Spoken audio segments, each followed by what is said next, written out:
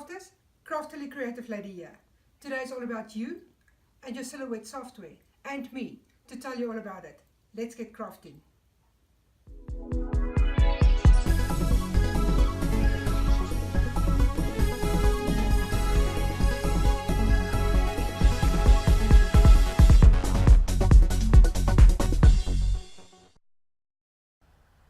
Objects may be resized to any desired measurement.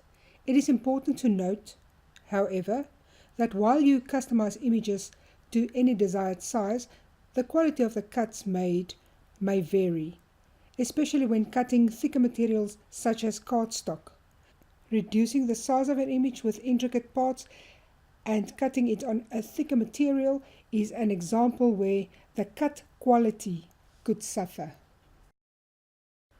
The scale menu options will also provide additional sizing options for more exact or specific rotation resizing options. You will be able to view the measurement alongside your image as you draw or select images. There are also control points on the selection box for resizing images manually.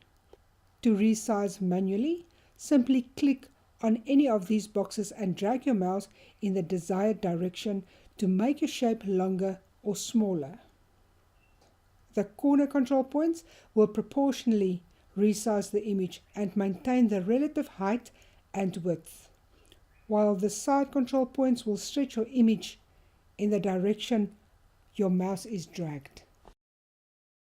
Within the scale menu, you may select any of the following abilities. The first one is scale. These options will resize any selected image by a percentage of its current size. Any number under 100% will make your image smaller, and any number over 100% will make your image larger. For example, selecting to resize your image to 50% of the current size, you will make your image half as large, while selecting to resize your image to 200% of the current size, you will make your image twice as large. Any custom percentage may be applied as desired. The second option is specify dimensions. This option will allow you to resize the selected image to any specific measurement. The lock aspect ratio option, when checked, will ensure your image is resized proportionately when only one measurement is being altered, but you wish to maintain the image's proportions. For example, if we take your original love example that started at 10 centimeters height by 20 centimeters width and adjust the width to 10 centimeters, you can see the results as above.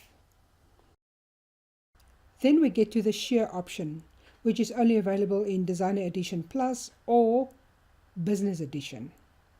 Use shear to skew your design vertically or horizontally. You can select from preset amounts or specify a custom shear. Let's have a look at grid options. To assist with viewing measurements, you may also opt to turn on the grid by either right-clicking on your workspace while there are no images selected and clicking on the Show Grid, or by going to the Grid menu.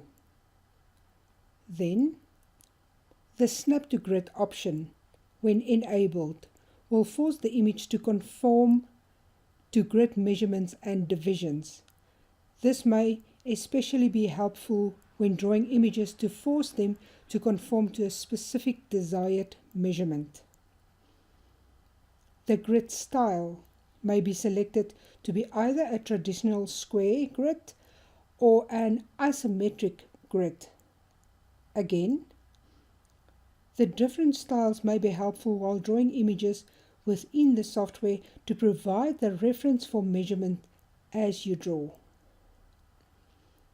The grid's color can also be adjusted as desired and offers a pre-selected set of color suggestions, which may provide a non-intrusive appearance for your grid, though any custom color may, of course, be selected.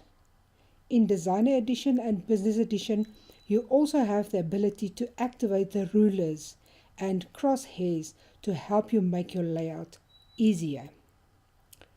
Then I need to refer to the above pictures. The first two to your left is single division. Have a look at the little blocks. Single division blocks and multiple division blocks. The second two above to your right is the traditional square grid and the isometric grid. And then the picture below is just the color of your grid. So let's go to the practical exercise. If you click on your image, you can see the control points I was referring to. If you do the left-hand one, it gets larger or smaller in the direction that you move your mouse. If you use the top and bottom one, it will also enlarge or make it smaller, just depending on which direction your mouse goes, to the top or bottom, up or down. Then the corner control boxes are these four. If you want proportional sizing, you can just do that, and the proportion of your image will not change. Then we move on to the grid option. You can choose to show grid or not show grid. Can you see this block? Show grid or not show grid. Then you can do snap to grid, and your image will snap to the grid wherever you go. Then you can say show guides. That's the other lines at the top there, and snap to guides. So you've got two snap options there. Then Business Edition and Designer Plus has the ruler option. If I click there, can you see on top there's a ruler now? Or you can choose not to have the rulers, and the crosshair function is that one. Can you see this point? The crosshair function. You can put it off or on or whatever you choose. Then look at the background. We have the square grid at the moment, but you also have the option of isometric. I'm going to click it now. Look at the background, the grid background. This is isometric view. I'll go back to the square view.